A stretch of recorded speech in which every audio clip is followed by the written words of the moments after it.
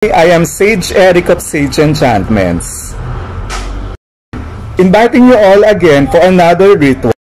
This Sunday, March 1, 2005, muli nating tawagin ang ating mga ninuno, mga divinity para sabihin at hilingin ang tulong nila para makasurvive, maging maayos ang buhay at ma-resolve ba ang mga problema natin ngayon.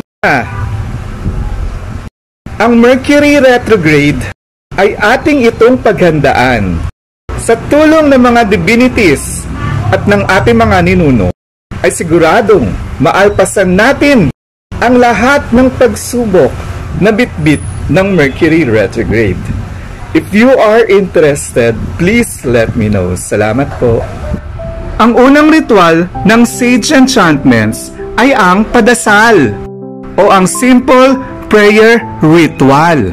Dito ay tatawagin natin ang inyong mga ninuno at ang mga divinities para sabihin sa kanila ang inyong mga kagustuhan at mga gustong makamit sa buhay.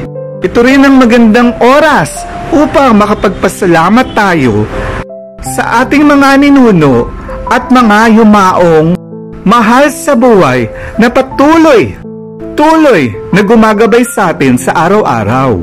Maaari nating hilingin sa kanila patungkol sa ating trabaho, sa ating relationships, kabuhayan, at para sa ating kalusugan. Anything under the sun, ika nga. At dahil ang ating mga ninuno ay naghihintay lamang na sila ay ating tawagin at malaman kung kailangan natin ng kanilang tulong. Ang ikalawang ritual ng Sage Enchantments ay ang Back to Sender cum Blockbuster Ritual. Dito ay hindi na natin kailangan pang gumanti sa lahat ng taong nagbigay sa atin ng perwisyo at sakit sa ulo na naisip nila at patuloy pa rin ginagawa upang tayo ay masaktan o malamangan sa ating buhay. Ang blockbuster ang magtatagal at mag-aalis ng lahat ng kamalasang ibinato nila sa atin at ibabalik naman ng back to sender. Ito ang magsisilbing proteksyon para hindi maganap ang mga negative intentions na gusto nilang mangyari sa atin. Ang ikatlong ritual ng Sage Enchantments ay ang Ancestral Reconnection Ritual. Dito ay tatawagin natin ang inyong mga ninuno sa simula ng pagkamatay ni Kristo hanggang sa kasalukuyan. Ang ating mga ninuno ay makikinig sa ating mga kahilingan at tutulong upang matupad ang mga ito.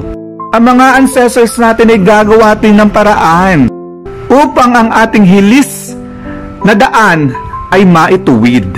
Dahil sila ay sadyang matulungin at mapagbigay sa ating mga kahilingan. Gaya ng mga lolo at lola natin na yumao na. Ang ikaapat na ritual ng Sage Enchantments ay ang Panelo de Amor. Ito ang love ritual signature ng Sage Enchantments na kung saan paiigtingin ang pag-iibigan ng isang magkapareha patungo sa tagumpay ng inyong relasyon. Maganda rin ito para sa mga nagkahiwalayan na bumalik muli ang sigla ng inyong pakikipagtungo sa isa't isa, maging maayos muli ang pamumuhay ng inyong pamilya, at maging masaya muli sa piling ng iyong minamahal. At kung meron ka man nagugustuhan, ay pwede rin natin gamitin ito para magbigay pansin sa iyo ang taong napupusuan mo. Napakaraming gamit ng Panelo de Amor.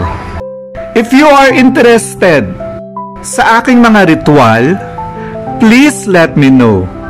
Pagkat limited slots lang ang ating tatanggapin. Maraming salamat po.